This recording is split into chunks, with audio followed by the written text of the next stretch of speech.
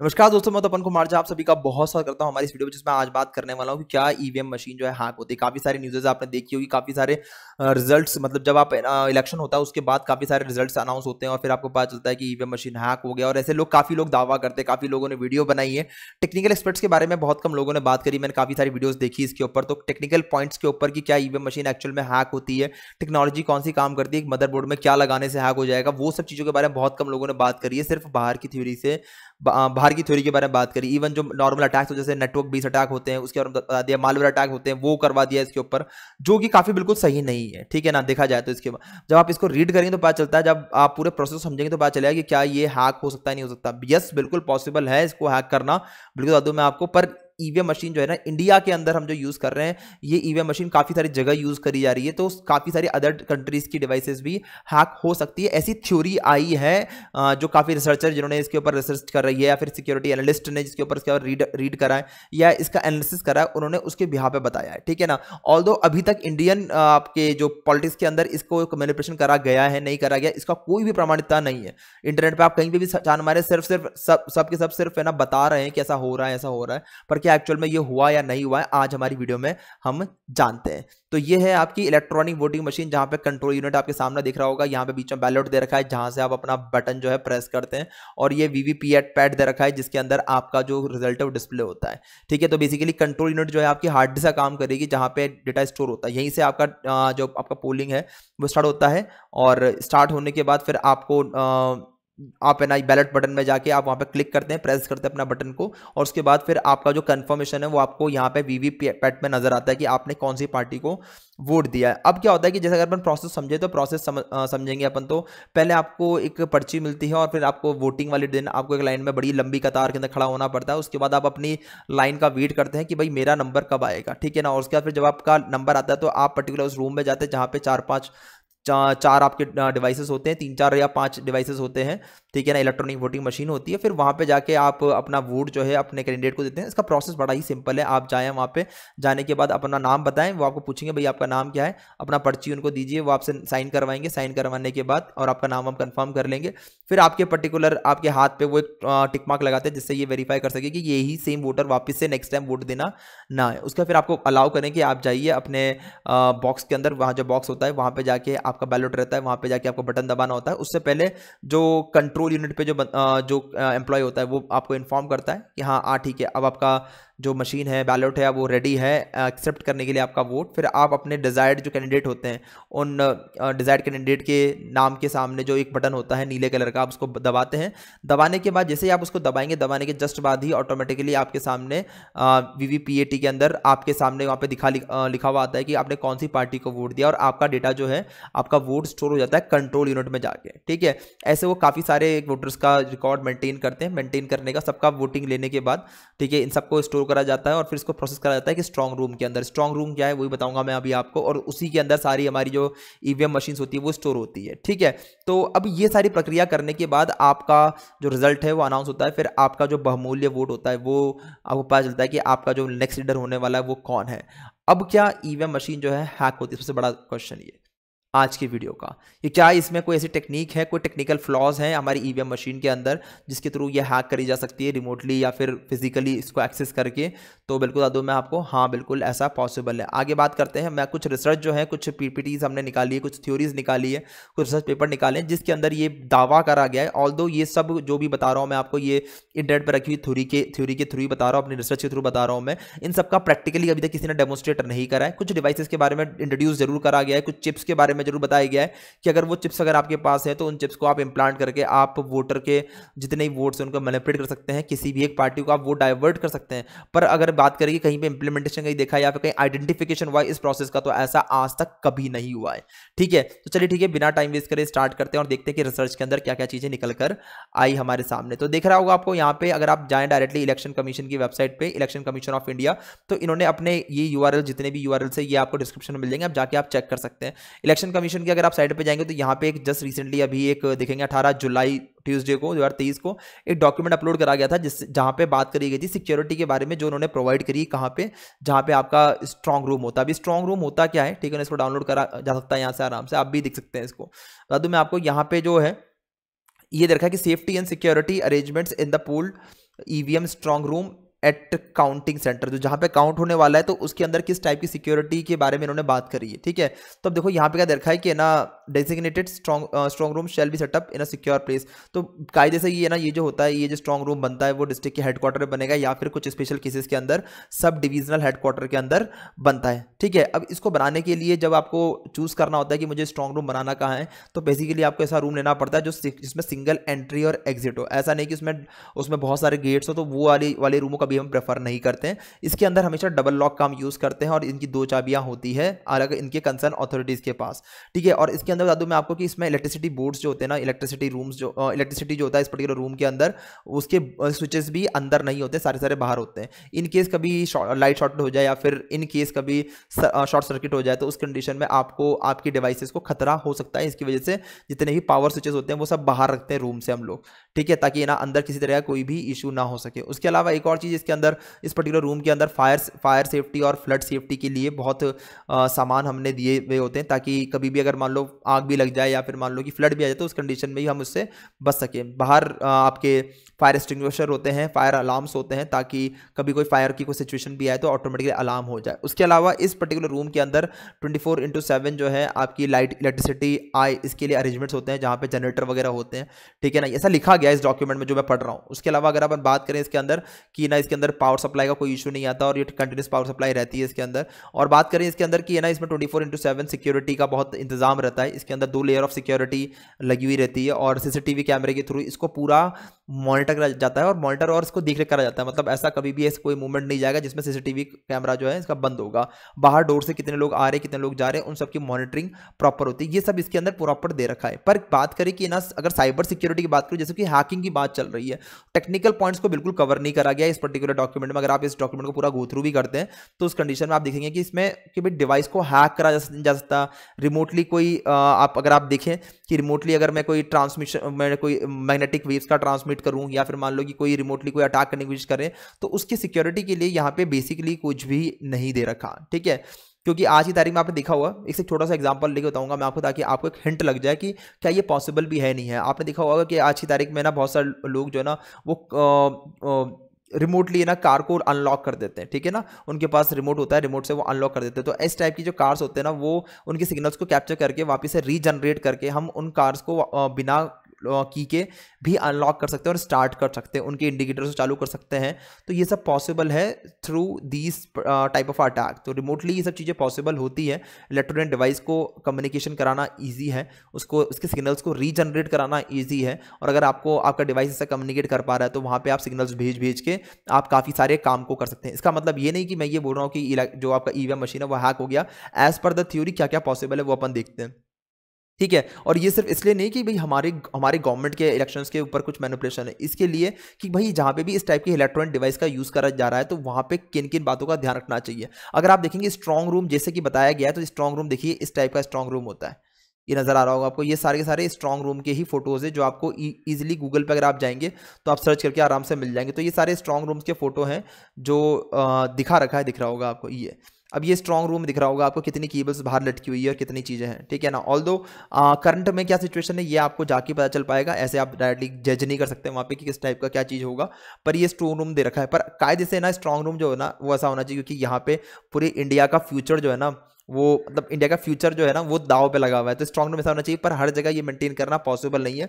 कुछ specific area में कर सकते हैं पर हर जगह ये पॉसिबल नहीं है, इसलिए स्ट्रॉन्ग रूम को टेम्परेरी बनाया जाता है और ना नियर बाय की सेफेस्ट एरिया पे हम लोग जाके उसको बनाते हैं, ठीक है। अगर हम बात करें एक यहाँ पे थ्योरी आई थी जहाँ पे बताया गया था कि यस ये जो आपका ईवीएम मशीन है, ठीक है ना, इसे हम बोलते हैं ब्लैक बॉक्स। ब्लैक बॉक्स इसलिए बोलते हैं क्योंकि इसके अंदर की टेक्नोलॉजी क्या, इस डिवाइस के अंदर कौन सा सॉफ्टवेयर रन कर रहा है, कौन सी टेक्नोलॉजी रन कर रहा है, इसके बारे में बाहर किसी को कुछ नहीं पता, ठीक है ना। तो इसलिए इसको ब्लैक बॉक्स कहा जाता है। पर इसको 2010 के अंदर, फरवरी 2010 के अंदर हरिप्रसाद जी के साथ में यहाँ पे एक फॉरेन के जो साइबर एक्सपर्ट थे उन्होंने इसके ऊपर सिक्योरिटी एनालिसिस करा, तो उन्होंने कुछ चीज़ें निकाली, इनोमरेट करी, जिसकी वजह से पता चला कि क्या बिल्कुल हाँ ये अगर मान लो इनकेस आपका जो डिवाइस है वो किसी भी तरीके से अटैक से ससेप्टेबल है, मतलब कि कोई उस पर अटैक कर सकता है। देखो यहाँ पे देखा है they are vulnerable to a serious attack that can alter election results and ballot secrecy of a ballot. इसका प्रैक्टिकली कोई इम्प्लीमेंटेशन अभी नहीं है,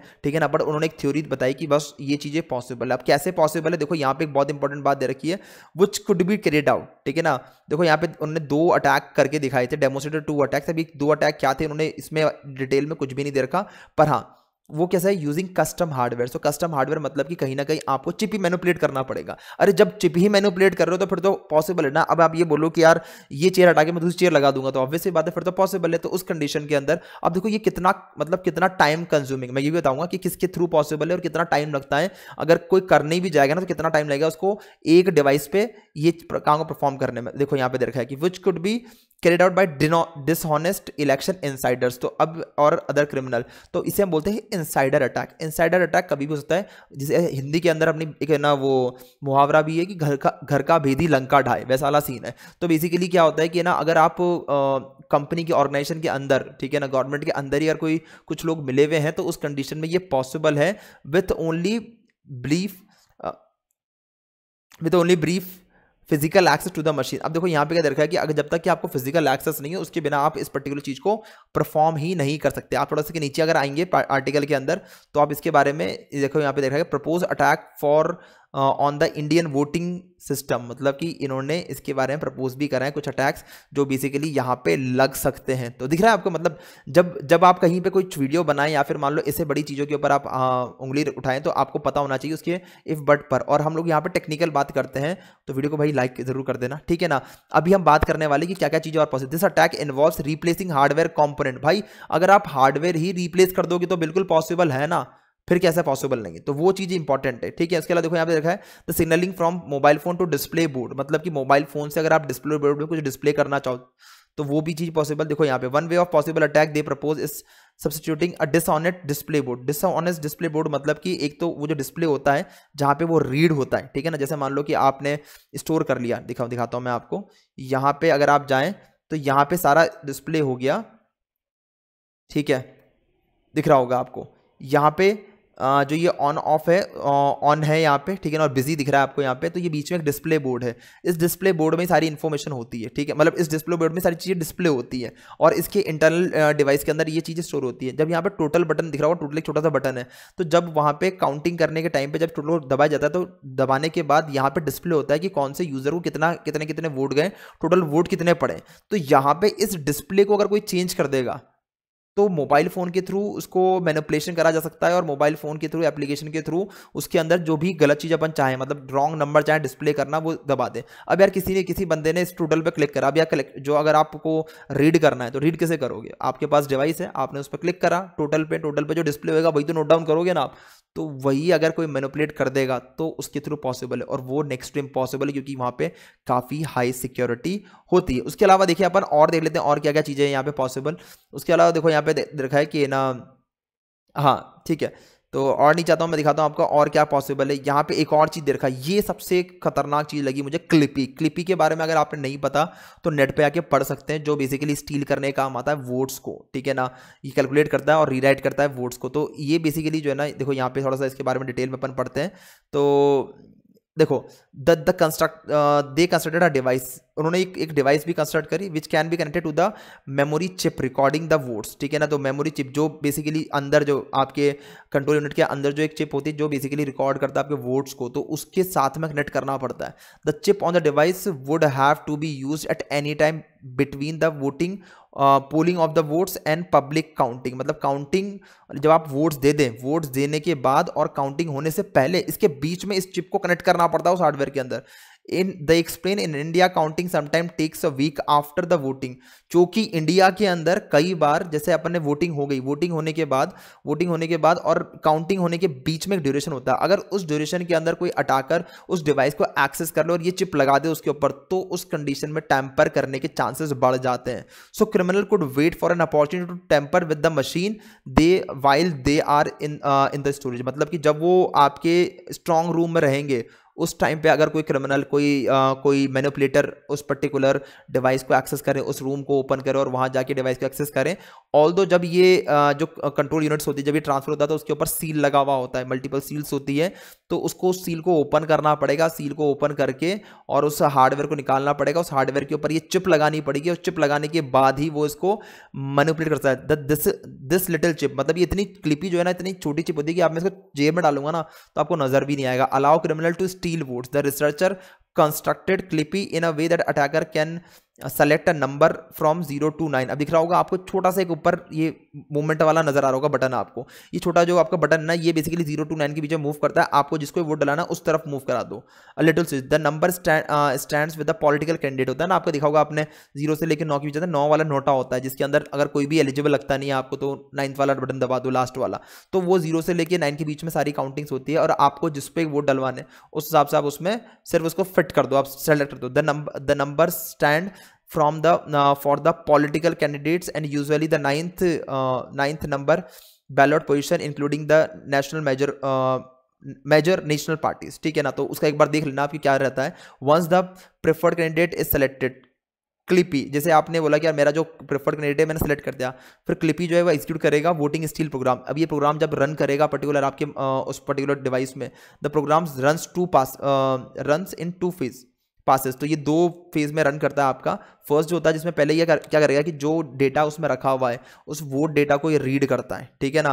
देखो रीड द वोट डेटा, पहले तो वोट डेटा को रीड करेगा, फिर कैलकुलेट करेगा how many votes to steal from each candidate, मतलब मुझे कितने कितने वोट्स को स्टील करना है हर कैंडिडेट से, और सेकंड के अंदर क्या करेगा उस लिस्ट को रीराइट मार देगा, जिसकी वजह से आपके वोट को मैनिपुलेशन करा जा सकता है। और उसके बाद जब उस डिवाइस को जब वो बंद कर देगा और जब कोई इस पर टोटल पर क्लिक करेगा तो उसको मॉडिफाइड डेटा मिल पाएगा। तो इसके थ्रू जरूर पॉसिबल है, पर इसका कोई अभी तक प्रैक्टिकल डेमोंस्ट्रेशन कहीं देखने के लिए नहीं मिला है। तो अगर आप ये बोले कि हमारे यहाँ के इलेक्शन हुए तो नहीं, ऐसा कुछ भी नहीं है, किसी ने आज तक कोई दावा नहीं करा है, एक बार किसी ने करके भी नहीं दिखाया इसको कि नहीं बॉस ऐसा कुछ डिवाइस यहाँ पे लगाया गया था। और एक और सबसे इंपॉर्टेंट बात, जैसा कि इलेक्शन कमीशन ने बता दिया है, साफ तौर पर उन्होंने कह दिया है कि इसकी सिक्योरिटी उन्होंने नेक्स्ट लेवल की करी है। अगर आप जाएंगे इसके बारे में ना 2010 के अंदर आया था, मतलब इस डिवाइस के बारे में कि ना ये ऐसा पॉसिबल है। तो यहाँ पे आप देखा how India's EVM could be manipulated, ये आर्टिकल का ये है ना 2010 में 25 अगस्त को ये आर्टिकल रिलीज हुआ था और ये rediff.com पे रिलीज हुआ था। इवन अगर आप जाएं इसके अंदर तो दूसरी जगह भी इन्होंने दे रखा है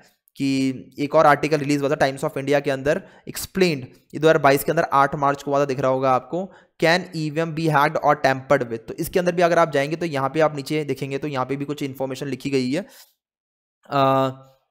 can not a computer control or standalone machine and can not connect to the internet. अब देखो यहाँ पे रखा है कि इलेक्शन कमीशन ने क्या बोला था, had said the same thing, the ECI EVMs are not computer control, मतलब कि इसको चलाने के लिए हमें कंप्यूटर की जरूरत नहीं पड़ती है ईवीएम मशीन को चलाने के लिए। Are stand alone machines and are not connected to the internet और any other network at any point of a time. तो बॉस बता दूं मैं आपको कि जो ईवीएम को है ना आपको किसी डिवाइस से कनेक्ट करने की जरूरत नहीं है, आपको नेट से कनेक्ट करने की जरूरत नहीं है या फिर नेटवर्क में जोड़ने की जरूरत नहीं है। पर काफी सारे ऐसे लोग हैं जिन्होंने अपने आर्टिकल में क्या लिख दिया है, मालवेयर और हैकिंग। अरे कैसे मालवेयर हैकिंग, कोई कंप्यूटर से थोड़ी जोड़ रहा आप इसको। उसके अलावा देखा अगर आप देखें ये तो टेम्परिंग विद हार्डवेयर बिल्कुल पॉसिबल है, कोई फिजिकली चेंज कर रहा है तो आप कर सकते हैं इस चीज को। इवन लोगों ने क्या कह दिया है कि ना भाई ये तो रिमोटली दिख रहा है ना, आइदर फिजिकली और रिमोटली कैसे काम करेगा जब ये डिवाइस नेटवर्क में जुड़ ही नहीं रहा, जब कम्युनिकेशन ही नहीं है इस डिवाइस में, तो ये रिमोटली कैसे एक्सप्लॉइट हो सकता है। समझ में आ रहा है आपको। तो काफी बार हम लोग जो है कुछ भी लिख देते हैं आर्टिकल के अंदर, तो ऐसा नहीं होना चाहिए, आपको पहले उस पर थोड़ा पढ़ना चाहिए, ठीक है ना। So there is no chance of hacking by remote device. देखो इन्होंने खुद ने ये चीज बोला है, there is no chances of hacking by remote device. यहां पे ये नहीं बोला कि there is no chances of hacking, पर ये जरूर बोला गया है इसके अंदर कि there is no chances by hacking by remote device. Remote device के थ्रू आप इसको हैक नहीं कर सकते। पर यस, अगर आपने इस डिवाइस को ले लिया तो उस कंडीशन में तो आप जरूर टेम्पर कर पाएंगे, और ये कहीं पे भी टेम्पर हो सकता है। मतलब अगर आपने डिवाइस ही ले ली, अपने हाथ में ले ली, तो आप उसके अंदर अगर आप उसका डिस्प्ले चेंज कर रहे हो या फिर मान लो आप उसमें कोई चिप इंसर्ट कर रहे हो, तो उसके बाद ये पॉसिबल जरूर हो सकता है। 2017 के अंदर बताया था इलेक्शन कमीशन ने कि भाई इसके अंदर चांसेस नहीं है हैकिंग करने का रिमोटली, ठीक है। उसके अलावा देखिए यहाँ पे now let's come to the allegation of a physical tampering. उसके बाद इन्होंने फिजिकल टेम्परिंग के ऊपर भी कुछ चीजें बताई है, दिख रहा होगा आपको यहाँ पे कि यहाँ पे क्या क्या चीजें उसने बता रखी है। तो एक बार आप इसको भी जाके पढ़ सकते हैं, बहुत अच्छा उन्होंने अपना आर्टिकल बताया इसके बारे में, ठीक है ना। तो ये पूरा इन्होंने पूरा बता रखा है इसके अंदर। तो जितना मैंने इसके ऊपर देखा, जितना मैंने एनालिसिस करा है कि फिजिकल सिक्योरिटी पे काफ़ी काम करा गया है, ठीक है ना। जब तक कि कोई फिजिकल सिक्योरिटी ब्रीच ना कर दे उससे पहले ये चीज़ बिल्कुल पॉसिबल नहीं है, ठीक है ना। अगर आप सोच रहे हैं कि फिजिकल सिक्योरिटी ब्रीच करके अगर मैं इसको मैनिपुलेट कर सकूं तो बिल्कुल हाँ पॉसिबल है। उसके बाद अगर आप स्क्रीन चेंज कर दें इसकी, ठीक है ना, या फिर मान लो कि आप उसमें चिप इंसर्ट कर दें तो डेफिनेटली ये पॉसिबल है। पर अगर आप इसको फिजिकली एक्सेस नहीं कर पा रहे तो रिमोटली सॉफ्टवेयर के थ्रू आप नहीं कर सकते।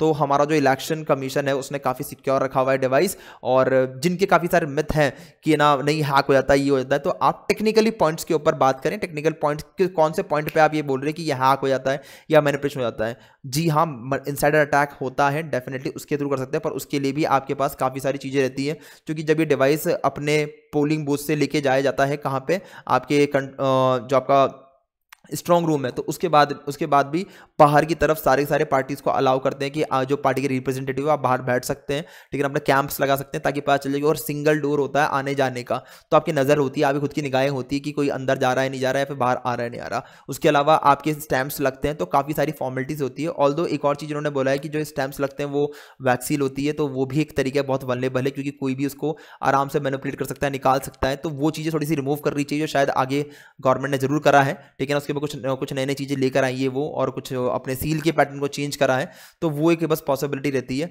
तो इस तरीके से अगर हम बात करें कि ना अभी तक कोई रियल फैक्ट मिला हो ईवीएम मशीन को हैक करने के लिए, तो नहीं बादू में आपको ऐसा कोई सा ही फैक्ट नहीं मिला है जिसके थ्रू ईवीएम मशीन को हैक करा जा सकता है। और आपका जो वोट है बिल्कुल सिक्योर है, और शायद आपने जिन पार्टीज को वोट दिया होगा वही जीती होंगी, ठीक है ना। वो कोई भी हो सकती है, सरकार कोई भी हो। ये जो हमारा वीडियो है ये कोई स्पेसिफिक कोई पॉलिटिकल पार्टी को लेके नहीं है, बट हाँ आपने जो आप जिस डिवाइस को यूज़ कर रहे हैं as a cyber security expert, हमारी रिस्पॉन्सिबिलिटी होती है आपको ये अवेयर कराना कि जो चीज़ आप यूज़ कर रहे हैं बिल्कुल सिक्योर है, और उसमें किसी तरह कोई भी मैनिपुलेशन अभी तक नहीं है। आने वाले फ्यूचर के अंदर टेक्नोलॉजी डिसाइड करेगी, और सिस्टम की सिक्योरिटी मेंटेन करने वाले लोग डिसाइड करेंगे कि कैसे उस डिवाइस को मैनिपुलेट करा जा सकता है, नहीं जा सकता। आई होप आपको हमारी ये ईवीएम मशीन हैकिंग की जो वीडियो है कि किस तरीके से क्या ये मैनिपुलेट हो सकता है, नहीं हो सकता, प्लस टेक्निकल डिटेल्स इस पर्टिकुलर ईवीएम मशीन के बारे में और क्या रिसर्चर ने कहा उसके बारे में काफ़ी अच्छी लगी तो प्लीज़ वीडियो को लाइक करना ना भूले, कमेंट करके जरूर बताएं कि कैसी लगी हमारी वीडियो। ऐसी और वीडियोस हम लोग लेकर आते रहेंगे। आपके जितने मिथ है या फिर आपके कितने भ्रम है उन सब के लिए एक सॉल्यूशन लेकर आएंगे आपके हमारी वीडियो के अंदर। उसके अलावा साथ में जिन लोगों को कोर्स करना है, कमेंट में एक फॉर्म दे रखा है, अगर आप चाहें तो हमारे साथ में कोर्स कर सकते हैं साइबर सिक्योरिटी एथिकल हैकिंग का। चैट बॉक्स में मैंने पिन कर रखा है, आप जाके फॉर्म भर सकते हैं। इस वीडियो के लिए इतना ही। Thank you, have a nice day, take care, bye bye, good night, शबा खैर। मिलते हैं फिर नेक्स्ट वीडियो के अंदर।